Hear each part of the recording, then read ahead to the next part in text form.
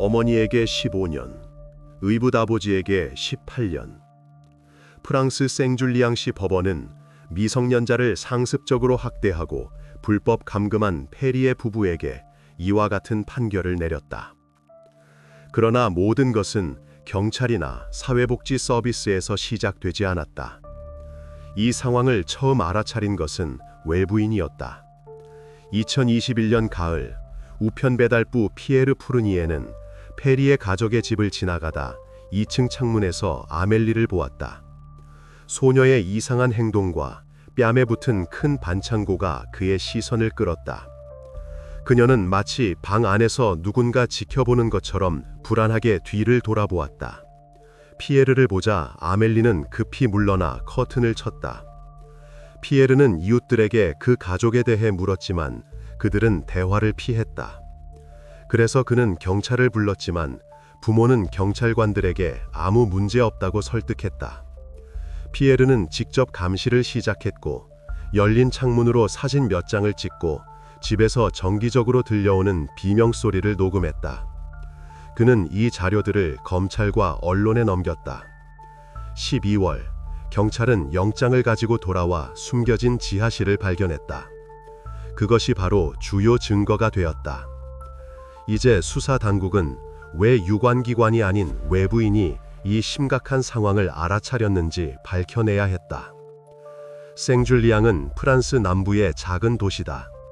이곳 주민들은 단정한 개인주택, 깨끗한 앞마당, 그리고 친절한 이웃들이 있는 평온한 삶의 방식에 익숙하다. 집들이 가까이 붙어 있어 서로 무언가를 숨기는 것은 거의 불가능하다. 모두가 이웃의 일과를 알고 누군가 어디로 떠났거나 오랫동안 거리에 나타나지 않으면 알아차린다. 하지만 동시에 암묵적인 규칙이 있다. 이웃의 사생활은 그들의 개인적인 문제이며 그것을 이야기하는 것은 관례가 아니다. 생앙리 거리는 이런 면에서 특히 대표적이다. 한편으로는 누가 새로 이사 왔는지, 누가 새 차를 샀는지, 누가 휴가에서 돌아왔는지 등 모든 것을 알아차린다. 다른 한편으로는 가정 내의 이상한 점이나 문제는 남의 일에 간섭하지 않으며 외면하는 것을 선호한다. 울타리 너머로 다툼 소리가 들리거나 누군가 이상하게 행동하면 이웃들은 그저 고개를 돌리고 아무 일도 없는 척한다. 그것이 모두에게 더 편하다. 질문도 줄고 불편함도 줄어든다. 페리의 가족은 몇 년 전 이곳에 정착했다. 그들은 그다지 사교적이지 않았고 이웃들과 가까워지려 하지 않았다. 클레르와 마르크 부부는 예의 바르게 행동했지만 거리를 두었다. 처음에는 호기심을 가졌지만 곧 그들의 폐쇄적인 생활 방식에 익숙해졌다. 그들과 함께 클레르의 첫 결혼에서 낳은 딸 아멜리가 살았다. 아멜리는 정기적으로 지역 학교에 다녔지만 그곳에서도 거의 눈에 띄지 않았다.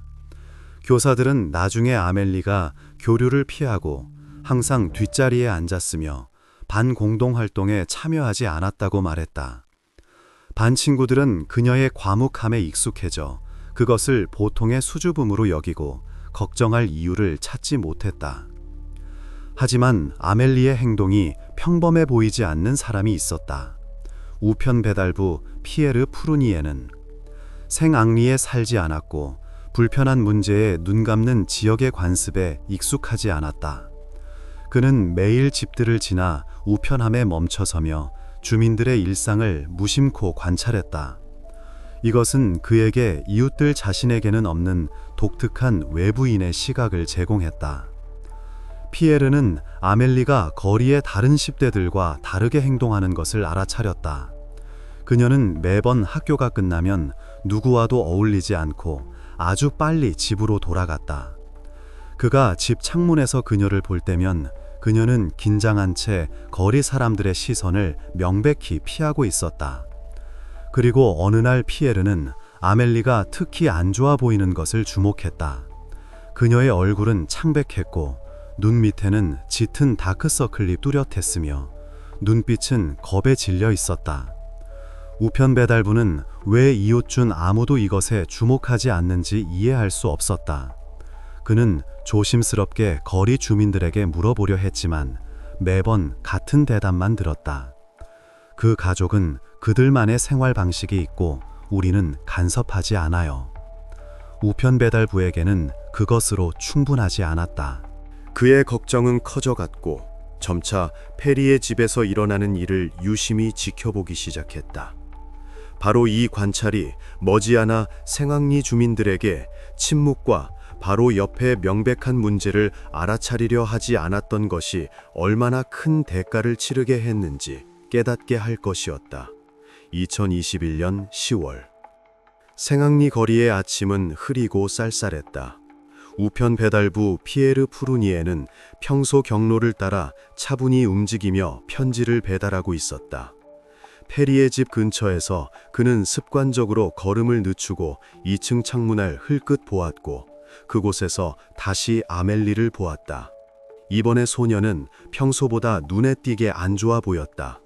그녀는 닫힌 창문 뒤에 멍하니 긴장한 채 꼼짝없고 서 있었다. 얼굴은 유난히 창백했고 눈빛은 마치 며칠 밤을 새운 것처럼 흐릿하고 지쳐 있었다. 피에르는 소녀가 부자연스럽게 경직되어 있고 두 손을 몸에 꽉 붙이고 있다는 것을 마음속으로 알아차렸다. 그녀는 마치 안 좋은 일을 예상하는 것처럼 뚜렷한 불안감을 가지고 방 어딘가를 바라보고 있었다. 우편 배달부는 자세히 볼 틈이 없었다. 아멜리가 그의 시선을 알아차리고 재빨리 뒤로 물러나 시야에서 사라졌고 거의 즉시 불을 껐기 때문이다. 본 광경은 피에르에게 강한 인상을 남겼다. 이전에는 아멜리의 폐쇄적인 모습을 단순한 성격 탓으로 돌렸지만 지금 그녀의 긴장감은 명백히 비정상적으로 보였다. 우편 배달부는 더 이상 이 상황을 무시해서는 안 된다고 느꼈다. 근무를 마친 피에르는 가족의 이웃들과 직접 이야기하기로 결심하고 생악리 거리로 돌아왔다. 그는 페리의 집에서 가장 가까운 집에 사는 노부부부터 시작했다. 그들은 그의 질문에 놀라며 이 주제를 논하고 싶어 하지 않는 것이 분명했다. 여자는 저녁에 비명과 다툼 소리를 여러 번 들었다고 언급했지만 남편의 비난하는 눈초리를 보고 즉시 입을 다물었다. 대화는 우편 배달부에게 새로운 답을 주지 못한 채 금방 끝났다. 그러자 피에르는 맞은편 집으로 갔다. 중년 남성 역시 대화를 피하려 했지만 몇 가지 유도 질문 끝에 자신도 페리의 집 쪽에서 큰 다툼과 이상한 소름을 들었다고 마지못해 인정했다. 그러나 그는 그것이 전적으로 가족의 사적인 문제라고 생각하기 때문에 개입하고 싶지 않다는 것을 즉시 분명히 했다. 피에르는 멈추지 않고 계속해서 이웃들을 찾아다녔다.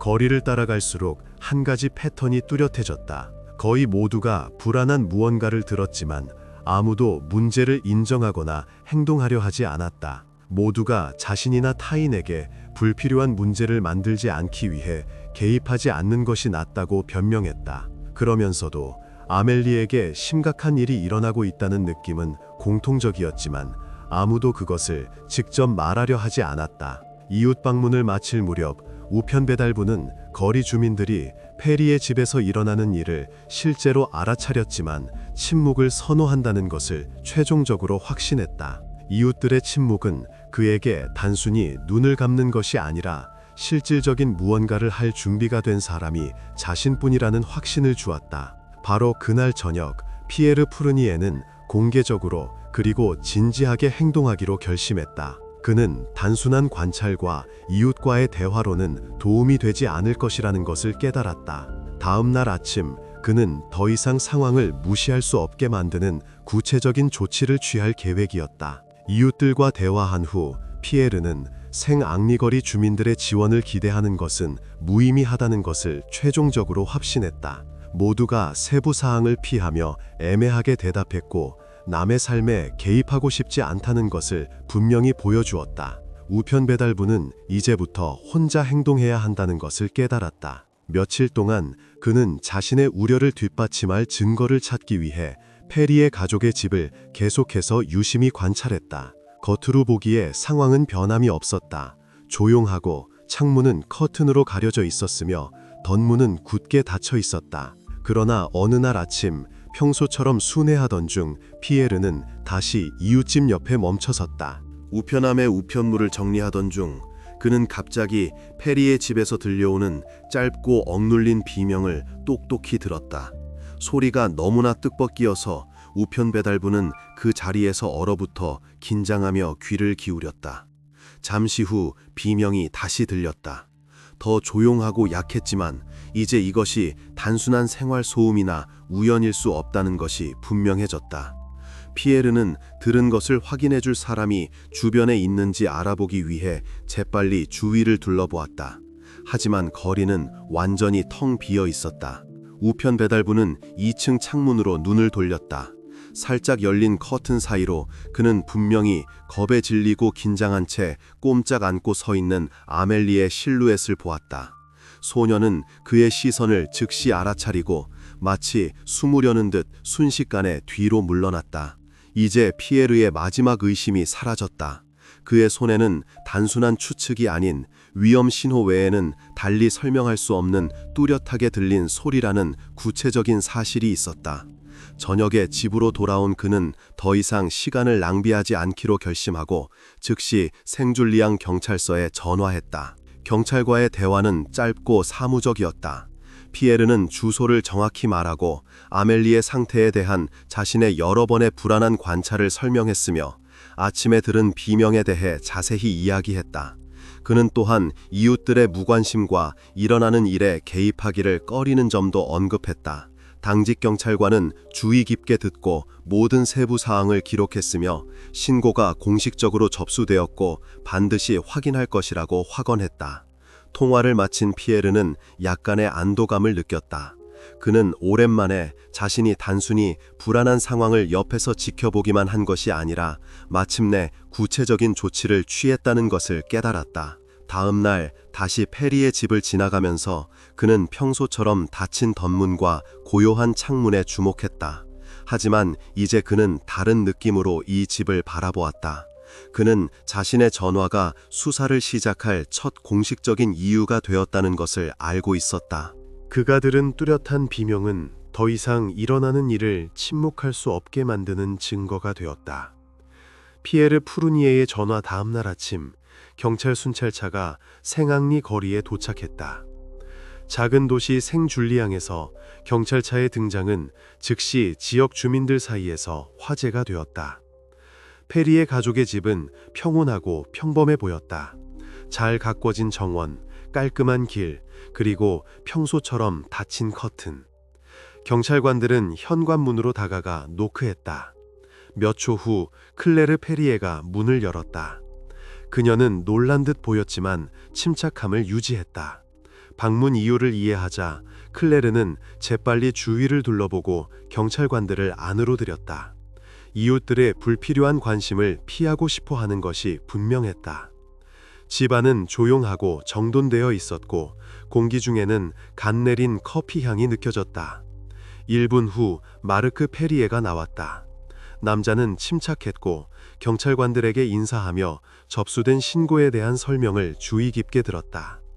마르크는 별다른 동요 없이 전날 아침 아멜리가 계단에서 발을 헛디뎌 놀라서 비명을 질렀다고 말했다. 그는 소녀가 그의 말에 따르면 매우 서투르기 때문에 이런 일이 자주 일어난다고 덧붙였다. 경찰관들은 부모가 침착하게 말하지만 그들은 행동에 약간의 긴장감이 느껴진다는 것을 속으로 생각하며 설명을 주의 깊게 들었다. 경찰관들은 아멜리를 불러달라고 요청했고 클레르는 잠시 망설이다가 그녀를 내려오라고 불렀다. 아멜리가 계단에 나타나 약간 옆에 멈춰섰다. 그녀는 경찰관들과의 눈맞춤을 피했고 그들의 질문에 조용히 고개를 끄덕이는 것으로만 대답했다. 경찰을 의심하게 할 만한 눈에 띄는 상처나 흔적은 보이지 않았다. 공식적으로는 모든 것이 정상적으로 보였지만 소녀는 분명히 불편함을 느끼고 있었다. 경찰관들은 사건 현장을 보여달라고 요청했다. 클레르는 그들을 계단으로 안내했고 계단은 완전히 평범해 보였으며 넘어진 흔적이나 손상은 없었다. 경찰관들은 다른 방들은 확인하지 않았는데 그럴 만한 충분한 근거가 없었기 때문이다. 위반이나 위험의 징후를 발견하지 못한 순찰대는 점검을 마쳤다. 방문은 20분도 채 걸리지 않았다. 경찰서로 돌아온 경찰관들은 신고를 확인했으며 사건을 계속 진행할 이유가 없다고 명시한 보고서를 작성했다. 문서는 등록되어 기록 보관소로 이관되었다. 경찰이 떠난 후 생앙리 거리는 빠르게 일상으로 돌아갔다. 이웃들은 곧 일어난 일에 대한 관심을 잃었다. 오직 피에르 푸르니에만이 저녁에 페리의 가족의 집을 지나가면서 경찰 방문이 문제를 해결한 것이 아니라 단지 문제를 더 깊숙이 숨기고 주변 사람들에게 덜 보이게 만들었을 뿐이라는 느낌을 떨칠 수 없었다. 공식적으로 경찰관들은 규칙에 따라 명백한 실수 없이 완벽하게 임무를 수행했다. 하지만 나중에 바로 이 방문이 시스템적 오류의 시작으로 불리게 될 것이다.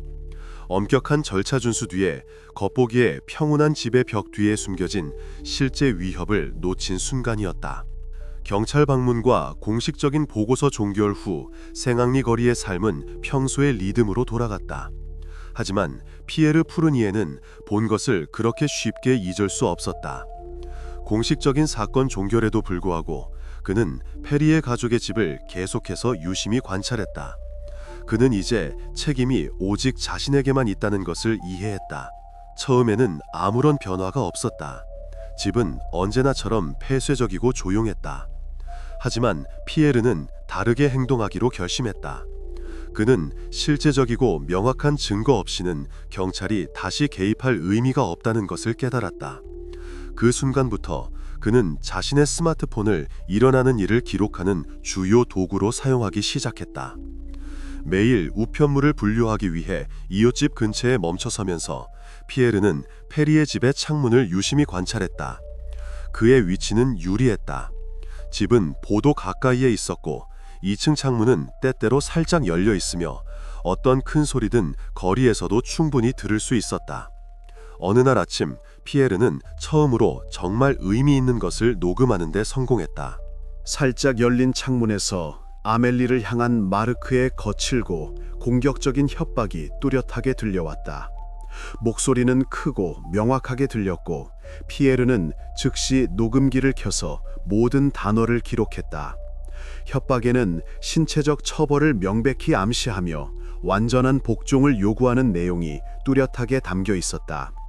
이제 그에게는 경찰에 신고하기 위해 그토록 부족했던 것, 즉 실제 위협을 증명하는 명확하고 분명한 녹음이 생겼다. 며칠 후 피에르가 다시 오디오로 기록할 수 있었던 새로운 사건이 발생했다. 이번에는 멈추고 고통을 주지 말라고 애원하는 아멜리의 목소리를 뚜렷하게 들었다. 그녀의 애원은 짧았고 마치 누군가 갑자기 그녀를 침묵시킨 것처럼 빠르게 끊어졌다. 이 녹음은 일어나는 일에 대한 또 다른 중요한 증거가 되었다. 오디오 녹음 외에도 피에르는 시각적 증거를 얻기 위해 세심하게 노력했다. 며칠 후 그에게 그런 기회가 찾아왔다. 어느 순간 아멜리가 갑자기 2층 창문으로 다가와 아마도 거리에 누가 있는지 확인하려는 듯 조심스럽게 커튼을 젖혔다. 우편 배달부는 미리 스마트폰을 촬영 준비 상태로 두고 최대 확대로 몇 장의 사진을 찍었다. 사진 중 하나에는 아멜리의 눈 밑에 있는 큰 멍이 뚜렷하게 보였다. 거리 때문에 선명도가 부족했지만 이 이미지는 그 성격과 출처에 대한 의심을 배제하기에 충분히 명확했다.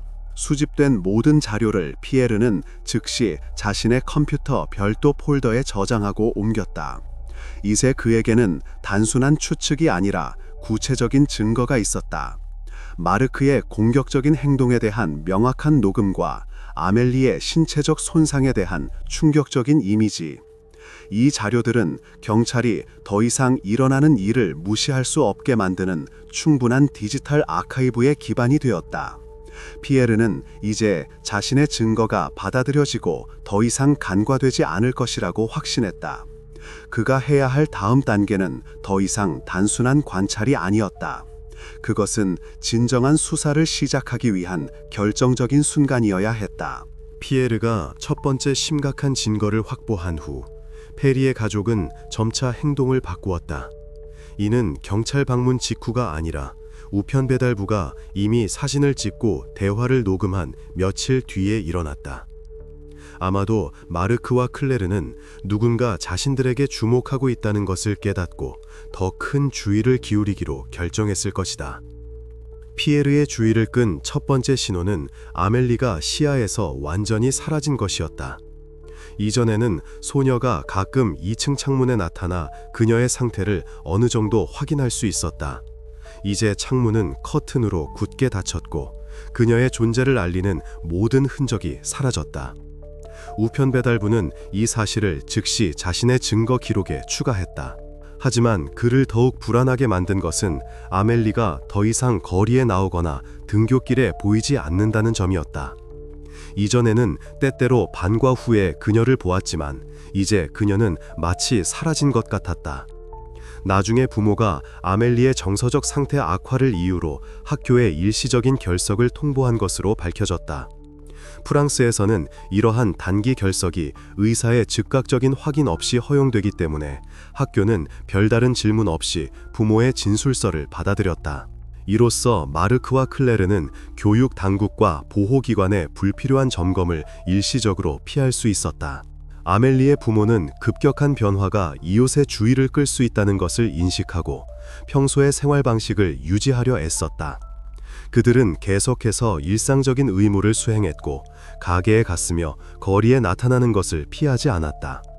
하지만 그들의 행동은 조금 더 폐쇄적으로 변했고 이웃과의 대화는 짧고 자세한 내용이 없었다. 밖에서 보기에는 자연스러웠고 지역 주민 중 누구도 변화를 눈치채지 못했다. 한편 피에르는 여전히 자신의 경로를 따라가며 일어나는 모든 것을 기록했다. 이제 사진을 찍는 것이 더 어려워져서 그는 오디오 녹음에 더 의존하게 되었다. 그는 이웃들의 불필요한 주의를 끌지 않기 위해 거리가 가장 한적한 순간을 선택했다. 덕분에 그의 행동은 다른 주민들에게 눈에 띄지 않았고 그가 기록한 페리의 가족의 집에서 나는 소리는 이웃들에게까지 닿지 않았다. 이러한 관찰 중에 그는 긴장된 대화의 짧은 단편들을 녹음할 수 있었다. 마르크의 목소리에서는 공격성과 짜증이 분명히 들렸고 클레르와 아멜리는 주의를 끌지 하려 조용히 대답했다. 이 녹음들은 이미 수집된 자료의 중요한 보충 자료가 되었고 상황의 심각성을 확인시켜 주었다. 아멜리가 학교와 거리에 나타나지 않고 창문에서도 완전히 사라진 것은 추가적인 불안의 원인이 되었다. 부모는 일시적인 법적 허점을 이용하여 그녀를 외부 세계로부터 의도적으로 숨기려 했다. 바로 이 은밀함과 오디오 녹음으로 확인된 위험 및 집안의 긴장감이 결정적인 증거가 되었다.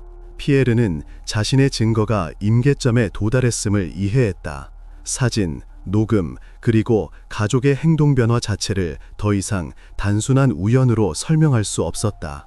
그는 모든 자료를 경찰뿐만 아니라 프랑스 미성년자 사회보호 서비스인 아동사회복지국 에이드 소시알 알렁팡스 ASE에 넘겨야 할 때가 왔다고 깨달았다. 이러한 상황에서 미성년자의 보호와 안전을 담당하는 곳이 바로 ASE였다. 하루하루 지체할수록 위험은 커졌고 이제 사건은 개입하여 필요한 조치를 취해야 할 의무가 있는 사람들의 손에 넘어가야 했다.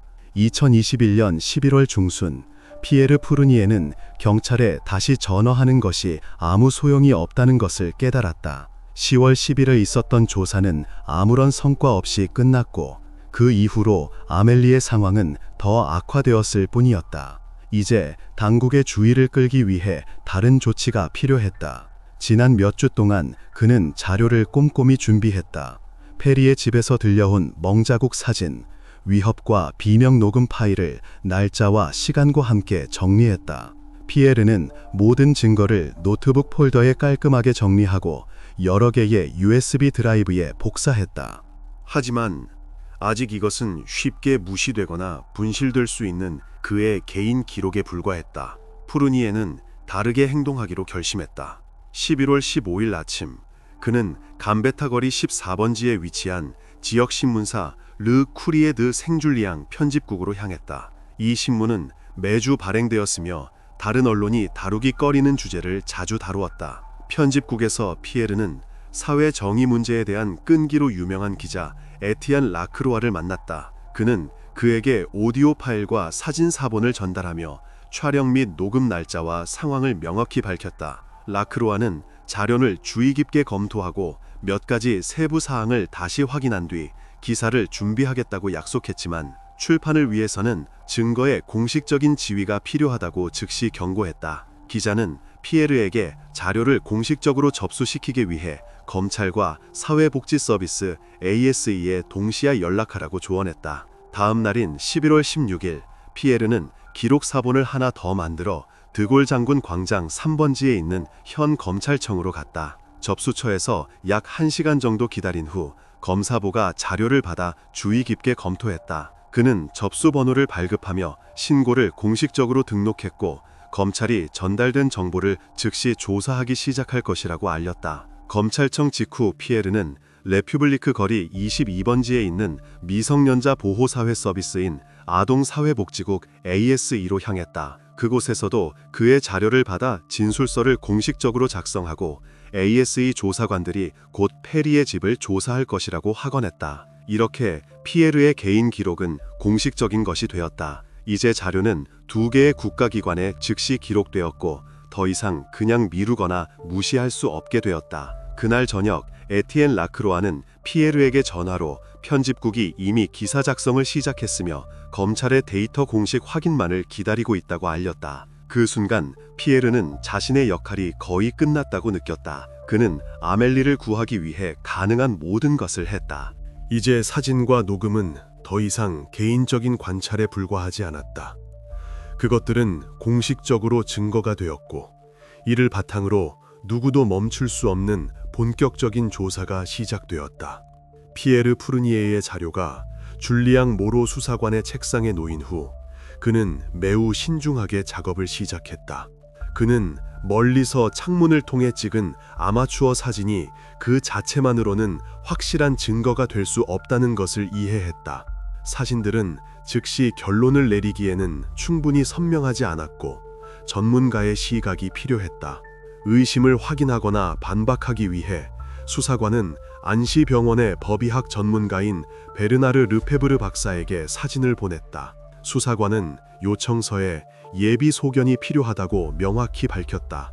즉, 이러한 손상이 우발적이거나 일상적인 것일 수 있는지 아니면 더 철저한 조사가 필요한지 여부였다. 며칠 후 답변이 왔다.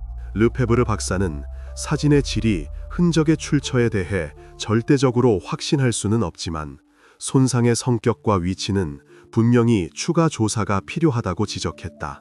단순한 일상적인 설명으로는 이러한 흔적이 부분적으로만 부합할 수 있었다. 동시에 수사관은 리옹의 범죄과학연구소에 오디오 녹음 파일을 자문 의뢰했다. 요청서에는 조사가 아직 예비 단계이므로 목소리의 완전한 신원 확인은 필요하지 않다고 명확히 명시되어 있었다. 수사에는 아직 비교할 샘플이 없었기 때문이다. 음성 분석 전문가 폴 레니에에게는 녹음의 질을 확인하고 기록된 소리에 대한 일반적인 평가를 제공하도록 요청되었다. 범죄과학자의 답변은 녹음에서 3가지 다른 목소리, 아마도 남성, 여성, 그리고 더 젊은 목소리를 구별할 수 있지만 목소리 샘플 없이는 신원을 정확히 확인할 수 없다고 확인했다. 동시에 전문가는 녹음의 배경 소리가 박수나 타격 소리와 유사하여 평범한 생활 소음이 아닌 공격적인 행동을 나타낼 수 있다고 지적했다. 2가지 예비 소견을 받은 모로 수사관은 직접적인 증거는 아직 없지만 우편 배달부의 자료가 추가 조사를 위한 심각한 근거가 있다는 것을 확신했다. 전문가들은 큰 결론을 내리지는 않았지만 둘 다 아멜리의 생활 환경을 시급히 확인하고 완전한 의학적 검사를 실시해야 한다고 분명히 말했다. 이 문서들을 가지고 수사관은 안시 지역 검사인 엘렌 드 라 로슈 부인에게 가서 상황의 본질과 긴급 조치의 필요성을 설명했다. 그는 사진과 녹음이 그 자체로 반박할 수 없는 증거는 아니지만 페리의 가족의 생활 환경에 대한 본격적인 공식 조사를 시작하기에는 이미 충분하다고 강조했다. 검사는 수사관의 주장에 동의하고 페리의 가족의 집에 대한 공식적인 수색 및 검사 허가서에 서명했다. 또한 아멜리의 생활 환경 조사의 객관성과 포괄성을 보장하기 위해 미성년자 보호 사회 서비스, 아이드 소시알 알렁펑스, ASE 직원들을 동시에 조사에 참여시키기로 결정했다. 이제 피에르가 수집한 자료는 공식적인 지위를 얻었다. 이것은 더 이상 단순한 의심이 아니라 수사를 시작하고 사회기관이 공식적으로 개입할 수 있는 법적 근거가 되었다. 줄리앙 모로는 바로 지금이 수사의 결정적인 단계에 이르렀다는 것을 이해했다. 바로 다음 날인 2021년 11월 19일, 수사관들은 ASE 대표들과 함께 처음으로 그 집에 들어가 굳게 닫힌 문 뒤에서 무슨 일이 일어나고 있는지 밝혀내야 했다. 2021년 11월 18일 저녁, 검사가 영장에 서명한 후 수사관들과 ASE 대표들은 페리의 가족의 집 조사를 준비하기 시작했다. 줄리앙 모로 수사관은 자신의 행동을 의심만으로 정당화하지 않기 위해 먼저 가족과 정기적으로 접촉했던 사람들과 이야기하여 왜 이전에 아무도 관계기관에 신고하지 않았는지 알아보기로 결정했다. 11월 19일 아침, 모로는 ASE 직원과 함께 아멜리가 최근까지 다녔던 학교를 방문했다. 교장은 교사들이 기록한 잦은 결석과 발견된 상처 흔적에 대한 기록을 포함한 서류를 신속하게 제공했다. 해명서에서 부모는 아멜리가 집에서 우연히 자주 다쳤다고 주장했다. 교사들은 멍과 찰과상을 발견했지만 아멜리와 대화하려 할 때마다 그녀가 어떤 설명도 피했다고 확인했다. 부모와 상담한 후 교사들은 규정상 ASE에 연락해야 했음에도 불구하고 그럴 근거를 찾지 못했다. 그 이유는 충분한 근거 없이 부모를 곤경에 빠뜨릴까봐 실수할 것을 두려워했기 때문이었다. 학교는 안전을 택하고 개입하지 않기로 했다. 그 후 수사관과 ASE 직원은 생악리 거리로 향했다. 그들은 이웃집들을 방문하며 주민들의 증언을 기록했다. 처음에는 대답이 비슷했다. 사람들은 페리의 집에서 비명과 큰 소리를 들었지만 이를 평범한 가족 갈등으로 여겼다. 일부는 자신들이 개입하거나 경찰을 부르면 문제가 생길까봐 두려웠다고 고백했다. 다른 이들은 단순히 다른 누군가가 이미 필요한 조치를 취했을 것이라고 생각했다. 이웃 중 누구도 상황이 이례적이거나 긴급한 개입이 필요하다고 말하지 않았다. 모두가 자신의 무대응에 대한 이유를 찾았고 자신들이 틀렸을 수 있으며 그렇게 함으로써 자신과 페리의 가족에게 문제를 일으킬 수 있다는 것으로 자신의 무관심을 설명했다. ASE 대표는 자신의 메모에 이러한 무대응이 작은 도시에서 전형적이라고 강조했다. 사람들은 개인 공간 존중과 갈등을 피하려는 마음 때문에 이웃의 일에 개입하는 것을 선호한다. 하루가 끝날 무렵 모로는 페리의 가족의 상황이 오랫동안 숨겨져 있었던 이유를 이해할 만큼 충분한 정보를 수집했다. 신문으로 새로운 용의자는 나오지 않았다. 주변의 침묵이 악의적인 은폐가 아니라 책임과 잘못된 결론에 대한 일반적인 두려움 때문이었다는 것이 분명해졌다. 교사들은 ASE에 공식 통지를 보낼 용기가 없었고 이웃들은 일어나는 일을 주목할 가치가 없는 가정 내 다툼으로 여기기를 선호했다. 수사관의 보고서는 그날 저녁 검사와 ASE 대표들에게 전달되었다. 모로는 형식적으로는 시스템이 제대로 작동했지만 실제로는 두려움, 수동성, 그리고 과도한 신중함 때문에 아무도 제때 의무를 이행하지 않았다고 강조했다. 다음 날인 2021년 11월 20일, 수사팀은 AS와 함께 페리의 가족의 집을 조사하기로 되어 있었다. 이 방문은 마침내 소문과 의심이 아닌 전날 수집된 사실적 데이터에 근거한 명확한 답을 줄 것이었다. 수사팀이 생악리 거리 방문을 준비하는 동안 줄리앙 모로는 페리의 가족의 과거를 더 깊이 파고들기로 결정했다. 수사관은 현재를 이해하기 위해서는 부부의 이력을 철저히 조사해야만 한다고 확신했다. 그는 시청, 경찰 기록 보관소, 사회복지기관 및 가족의 이전 거주지에 공식적인 조회를 보냈다. 첫 번째 답변은 그날 저녁에 도착했다. 모로의 책상 위에는 결혼 증명서, 세금 증명서, 주소지 증명서 및 직장 평가서가 놓여 있었다. 서류에 따르면 클레르와 마르크는 2018년 7월 생 줄리앙에서 결혼했다. 결혼 등록은 특별한 사항 없이 표준 절차에 따라 이루어졌다. 그 후 몇 년 동안 가족에게는 법 위반이나 행정적인 문제가 기록되지 않았다. 두 사람 모두 제때 세금을 납부했고 부채가 없었으며 경찰에 의심을 산 적이 없었다. 결혼 전 클레르는 생 줄리앙 근처의 작은 마을인 에비앙레 뱅에 살았다. 그녀는 개인 약국에서 약사로 일하며 소스 거리에 있는 소박한 아파트를 임대했다. 이전 직장 확인 결과 클레르는 경영진으로부터 지적이나 불만이 없는 신뢰할 수 있는 직원이었음이 확인되었다. 이웃들은 그녀를 거의 기억하지 못했다. 조용하고 내성적인 여성으로 어떤 접촉도 피했다. 생 줄리앙으로 이사하고 결혼한 후 클레르의 직업 활동 흔적은 더 이상 발견되지 않았다. 에비앙 경찰 기록에 남은 유일한 사건은 2015년에 있었다. 당시 이웃들이 클레르의 아파트에서 큰 다툼이 벌어져 순찰대를 불렀다. 하지만 갈등은 경찰이 도착하기 전에 해결되었고 클레르는 고소하기를 거부했다. 갈등을 빚었던 남자는 곧 도시를 떠났다. 이 사건 이후 클레르에 대한 언급은 경찰 기록에 더 이상 없었다. 마르크 페리의 이력 또한 의문의 여지가 없었다. 리옹 출신인 그는 수년간 직업을 바꿨다. 자동차 정비사, 설치기사, 건설 노동자. 어디서든 갈등이나 불만 없이 조용히 일했다. 경찰 데이터베이스 확인 결과 전과나 행정 위반은 발견되지 않았다. 그의 직업 경력은 불안정했지만 법적인 관점에서는 항상 흠이 없었다. 줄리앙 모로는 또한 해당 지역을 담당하는 지역 의사와 연락했다. 의사는 페리의 가족이 지난 3년 동안 사소한 문제로만 드물게 자신을 찾았다고 보고했다. 마지막 개인 방문은 아멜리가 홈스쿨링으로 전환되기 훨씬 전에 있었다.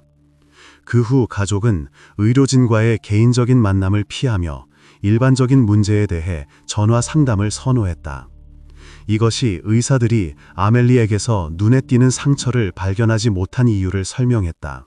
수사관은 부부의 과거에서 문제의 징후를 꼼꼼히 찾았다.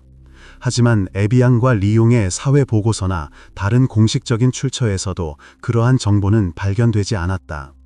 서류에 따르면 페리의 가족은 도움을 요청한 적이 없었고 사회복지 대상자로 등록된 적도 없었다. 하루가 끝날 무렵 수사관은 모든 사실을 종합했다. 결론은 이례적이었다. 모든 가용 데이터에 따르면 이 가족은 불행의 공식적인 징후가 없는 완벽한 가족으로 보였다. 이 사실은 모로를 경계하게 만들었다. 그는 절대적으로 깨끗한 과거를 믿기에는 너무 오랫동안 수사관으로 일해왔다. 이러한 그림은 보통 시스템이 가족을 그냥 보지 못했다는 것을 의미했다. 검사에게 제출한 최종 보고서에서 그는 형식적으로 페리의 부부가 이력에 우려스러운 징후가 없는 모범적인 시민으로 간주된다고 명시했다. 그러나 바로 이것이 다가오는 조사에 대한 포괄된 주의를 요구했다. 줄리앙은 불만이나 신고가 없다는 것이 항상 행복을 의미하지는 않는다는 것을 이해했다. 때로는 겉으로 완벽해 보이는 가족이 가장 복잡하고 예측 불가능한 경우가 있다. 지금까지 가족은 데이터와 문서의 집합에 불과했다. 내일 수사관들과 ASE 대표들의 방문은 이 이상적인 그림이 실제 상황과 일치하는지 보여줄 것이었다. 2021년 12월 10일 아침, 경찰차들이 생앙리 거리에 페리의 가족 집 앞에 멈췄다. 줄리앙 모로 수사관은 주택 검사와 아멜리의 상태 확인을 위한 공식 영장을 가지고 있었다. 이웃들은 창문에서 경찰이 왜 이 조용한 동네에 다시 돌아왔는지 궁금해하며 유심히 지켜봤다. 문을 연 것은 클레르 페리에였다. 그녀의 눈에는 긴장감이 서려 있었지만 놀라지는 않았다. 수사관이 영장을 제시하자 여자는 조용히 그들을 안으로 들였다. 거실에는 마르크가 있었다. 그는 일어서서 들어오는 사람들에게 말없이 인사했다. 부부는 침착해 보였지만 부자연스럽게 절제되어 있었다. 줄리앙의 첫 질문은 아멜리의 현재 위치였다. 클레르는 딸이 지금 집 근처에 잠시 산책하러 나갔고 곧 돌아올 것이라고 차분하게 대답했다. 경찰과 사회복지 서비스 담당자는 즉시 2층으로 올라가 10대 소녀의 방을 살펴보고 이상한 것이 없는지 확인했다. 방은 깨끗하고 정돈되어 있었다. 그 후 경찰들은 아래로 내려와 검사를 계속했다. 한편 거실에서 줄리앙은 클레르에게 아멜리의 상태를 다시 한번 설명해달라고 요청했다. 그녀는 딸의 건강, 잦은 넘어짐, 그리고 홈스쿨링에 대한 이미 알려진 이야기를 반복했다. 마르크는 눈을 마주치지 않고 조용히 고개를 끄덕였다. 짧은 대화 후 수사관은 영장에 따라 경찰이 10대의 생활 환경을 확인하고 안전과 건강에 대한 위협이 없는지 확인해야 할 의무가 있다고 알렸다. 이것은 부부에게 이의를 제기하지 않은 표준 절차였다. 클레르와 마르크를 경찰관의 감시 아래 남겨두고 줄리앙은 팀과 함께 집안 수색을 시작했다. 첫눈에 모든 것이 완벽하게 깨끗하고 정돈되어 보였다.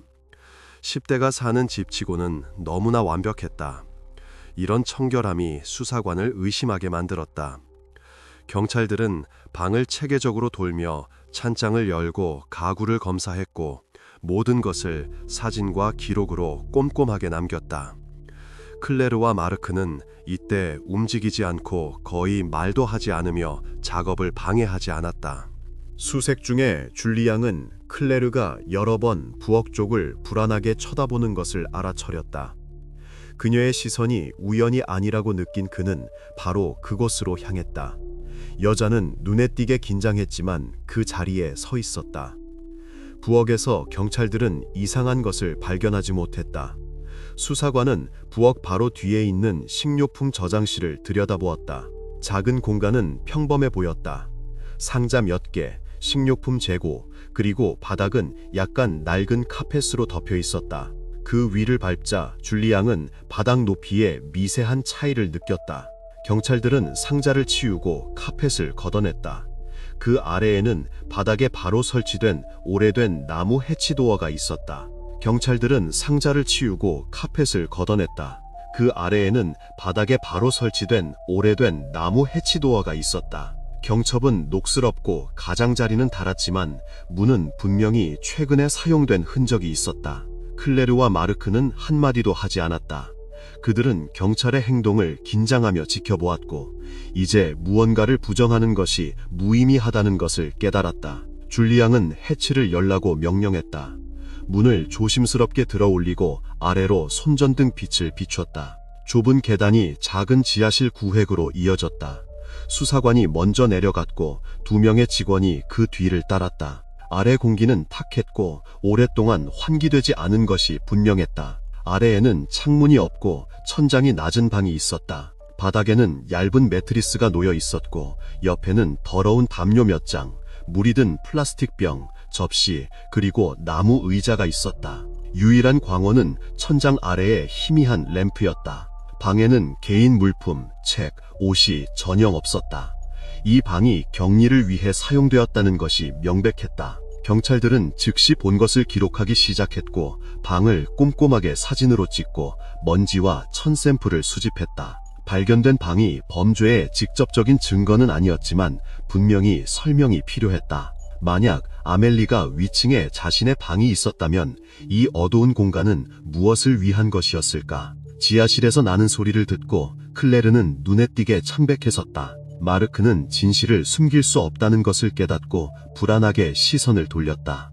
줄리앙이 위로 올라왔을 때 그는 집을 경찰의 완전한 통제하에 두라고 명령했다. 클레르와 마르크는 즉시 분리되어 별도의 신문을 위해 경찰서로 이송될 준비를 했다. 이제 수사관에게는 분명해졌다. 아멜리의 병약한 상태와 끊임없는 넘어짐에 대한 이야기는 지하실 발견의 관점에서 완전히 다르게 보였다. 이제 주요 질문은 누가 왜 이 방을 사용했는지, 얼마나 오랫동안 존재했는지, 그리고 왜 아무도 그것에 대해 몰랐는지였다. 앞으로 몇 시간 동안 클레르와 마르크 페리에는 이 질문들에 답해야 했다. 더 이상 답변을 피할 수 있는 기회는 없었다. 바닥 아래 숨겨진 방의 조사는 1시간 이상 계속되었다.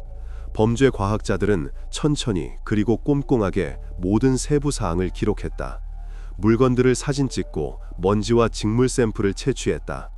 줄리앙 모로는 옆에 서서 작업을 지켜봤지만 발견된 공간이 사건의 모든 이상한 점을 아직 설명하지 못한다는 느낌을 떨칠 수 없었다. 수사관은 다시 한번 방을 둘러보며 벽과 바닥을 살폈다.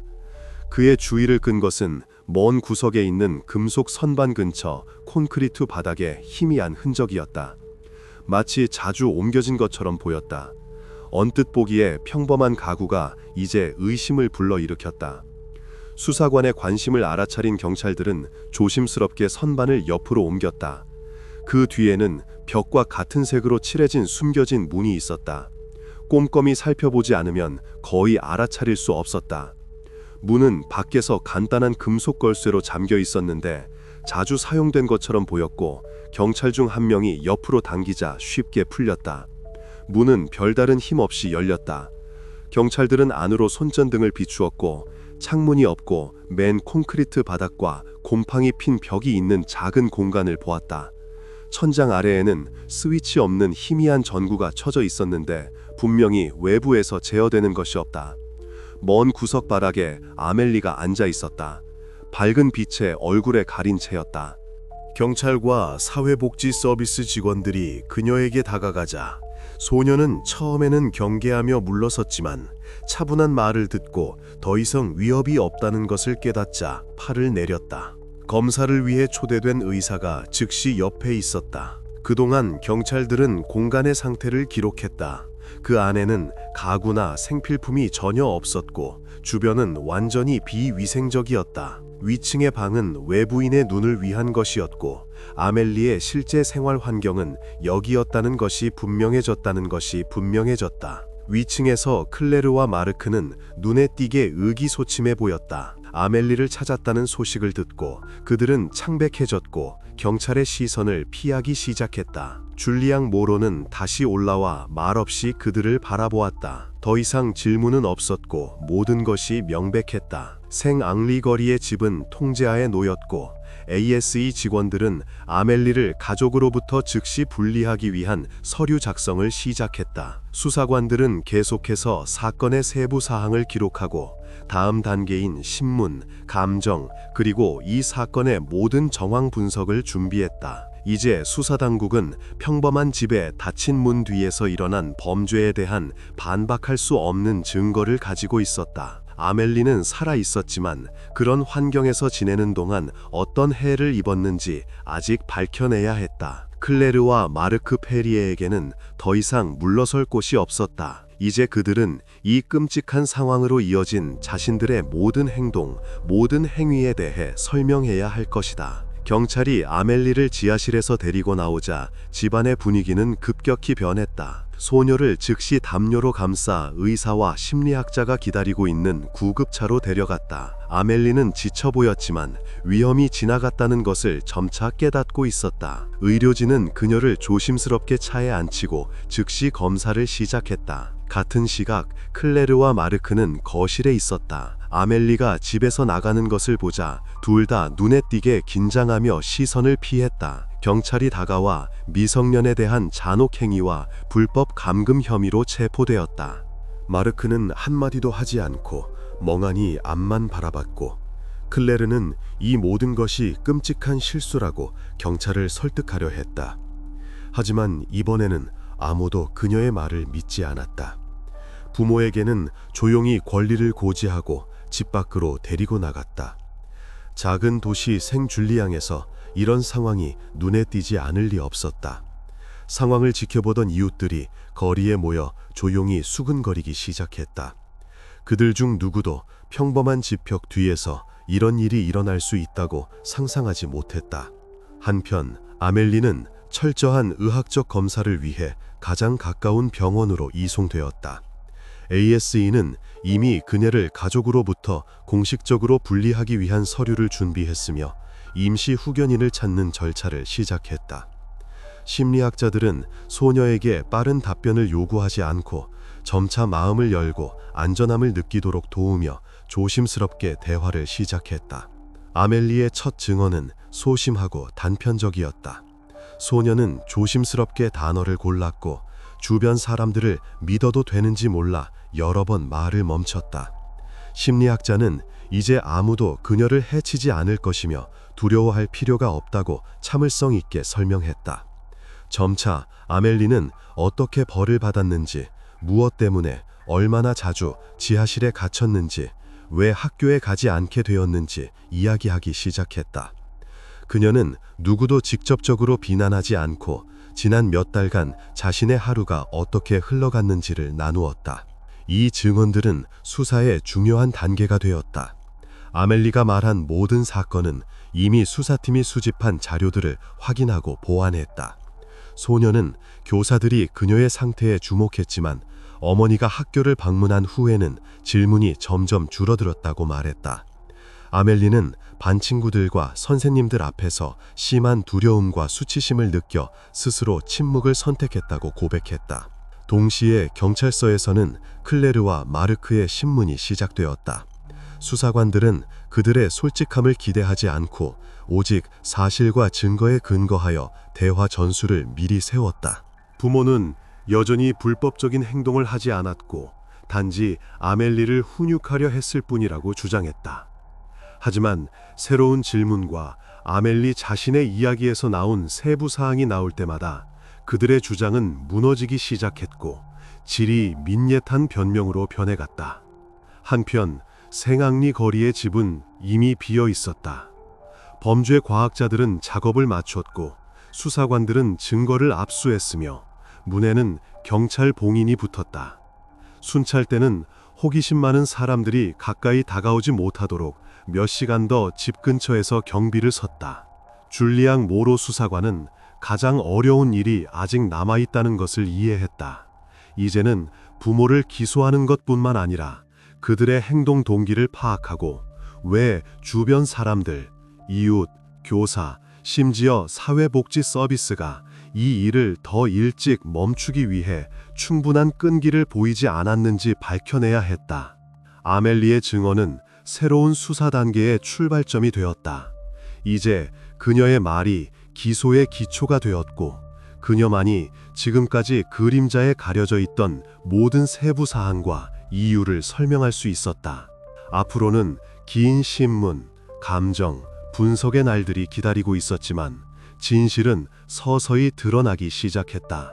2021년 12월 15일부터 30일까지 수사팀은 생앙리 거리의 집에서 일어났던 일의 전모를 완전히 재구성했다. 아멜리의 증언은 굳게 닫힌 커튼 뒤에서 벌어진 사건들을 재구성하는 기초가 되었다. 소녀의 모든 말은 발견된 증거와 전문가들의 소견으로 확인되었다. 아멜리는 2018년 그녀의 어머니 클레르가 마르크와 결혼한 이후 몇 년 동안 가족 내에서 적용된 처벌 시스템을 상세히 설명했다.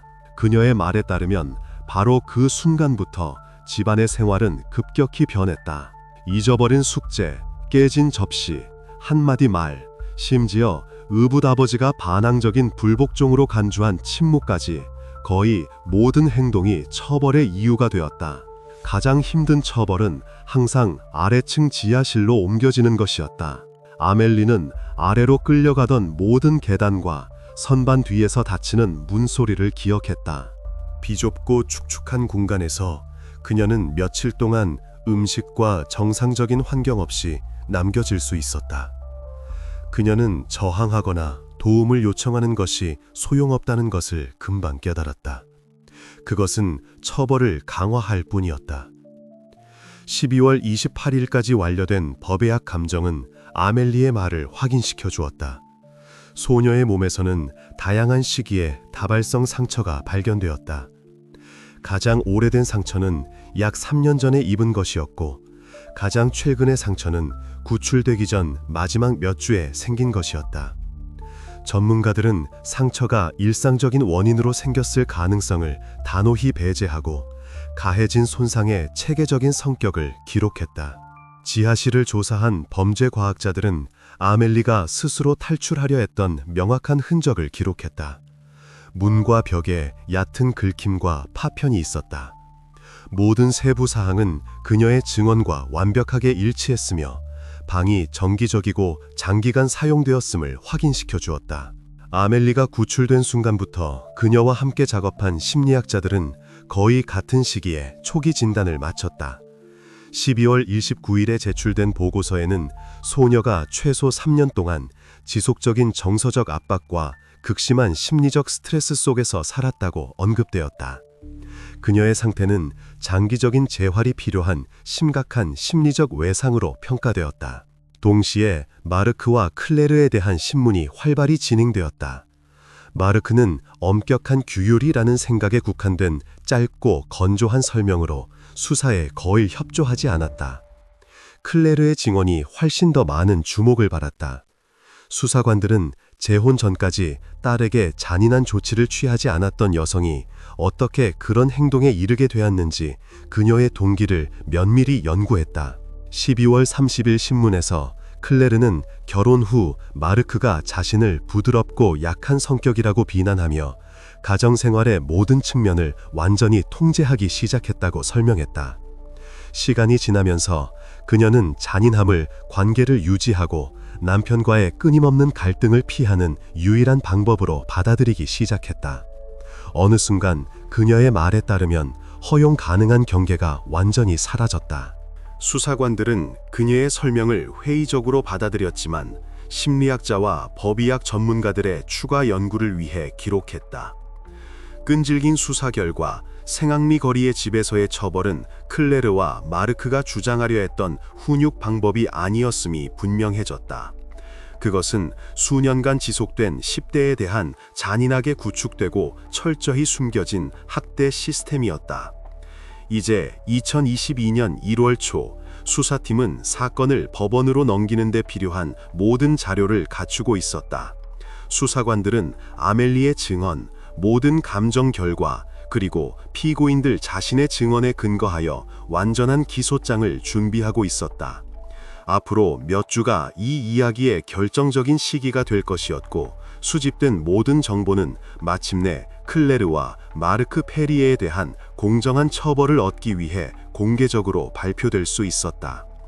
클레르와 마르크 페리에에 대한 재판은 2022년 10월에 시작되었다. 생줄리앙 주민들과 지역 언론의 관심에도 불구하고 아멜리에게 추가적인 스트레스를 피하기 위해 재판은 완전히 비공개로 진행되었다. 언론과 대중에게는 주요 세부 사항과 최종 판결만 알려졌다. 심리는 몇 주 동안 계속되었다. 검찰 측은 아멜리의 증언, 감정 결과, 그리고 이웃과 교사들의 증인 진술을 포함하여 수사팀이 수집한 자료를 법원에 제출했다. 아멜리의 부모는 자신들이 단지 엄격한 훈육 방법을 사용했을 뿐이라며 어떠한 잔인한 의도도 부인했다. 그러나 법원은 사건의 모든 정황을 상세히 검토한 후 명확한 결론을 내렸다. 부모의 행위는 훈육이 아니라 개인적인 가학적 성향에 기반한 의식적이고 의도적인 가해 행위였다. 이 표현은 최종 판결문에 직접 반영되었다. 2022년 12월 15일 판결 선고 시 판사는 부모가 저지른 행위의 장기성과 심각성, 그리고 뉘우침의 기미가 없음을 별도로 지적했다. 클레르 페리에는 15년의 징역형을, 마르크 페리에는 18년형을 선고받았다. 추가로 두 사람 모두 복역기간 동안 의무적인 심리치료를 받도록 명령받았다. 재판이 끝난 후 아멜리는 사회복지 서비스의 보호 아래 남았다. 그녀의 현재 소재지와 상태에 대한 정보는 10대에게 필요한 사생활과 평온을 보장하기 위해 이웃과 가족 지인들에게조차 공개되지 않았다. 생줄리앙에게 이 재판은 중요한 사건이 되었다. 지역 당국과 사회복지 서비스는 구체적인 조치에 착수했다. 위험에 처한 가정에 대한 정기적인 점검이 시작되었고, 가정 내 불행의 징후와 대응 조치에 대해 주민들에게 알리는 도시 프로그램이 시작되었다. 이 사례를 통해 도시는 이전에 외면했던 문제에 대한 태도를 바꿀 필요성을 점차 인식하게 되었다. 주요 가해자들이 유죄 판결을 받고 처벌을 받았음에도 불구하고 수사당국은 이야기가 여기서 끝나지 않았다는 것을 이해했다. 주 당국은 미래에 이와 같은 사건이 반복되는 것을 막기 위해 생줄리앙의 사회복지 서비스와 교육기관의 행동에 대한 더 깊은 조사를 시작했다. 판결 후 생줄리앙의 삶은 더 이상 예전 같지 않았다. 아멜리 페리에는 새로운 가정에 맡겨졌고 그녀의 재활은 천천히 그리고 조심스럽게 진행되었으며 그녀를 보호하기 위해 외부 세계와의 접촉은 제한되었다. 피에르 프루니에는 어떠한 공개적인 논평도 거부하고 단지 자신이 해야 할 일을 했을 뿐이라고 간략히 설명했다. 그는 불필요한 관심을 피하며 조용히 계속 일했다. 생앙리 거리의 주민들은 사회적 비난에 직면했다. 일부는 이사했고 다른 이들은 교류를 줄였다. 비록 공식적으로 법을 어기지는 않았지만 도덕적 책임이 영원히 그들과 함께할 것임을 이해했기 때문이다. 아멜리가 다녔던 학교는 내부 감사를 받았고 교사들과 행정부의 심각한 과실이 드러났다. 감사 후에는 인사조치와 학생 상황에 대한 감독 강화가 뒤따랐다. 아멜리 페리의 사건은 프랑스에서 광범위한 사회적 논의를 불러일으켰다. 나라에서는 집단적 무관심과 이러한 상황에 대한 시의적절한 대응의 필요성에 대해 더 많이 이야기하기 시작했다. 비록 재판은 공식적으로 종결되었지만 얼마나 더 많은 이런 이야기들이 눈에 띄지 않고 지나가는지에 대한 질문은 여전히 남아 있다.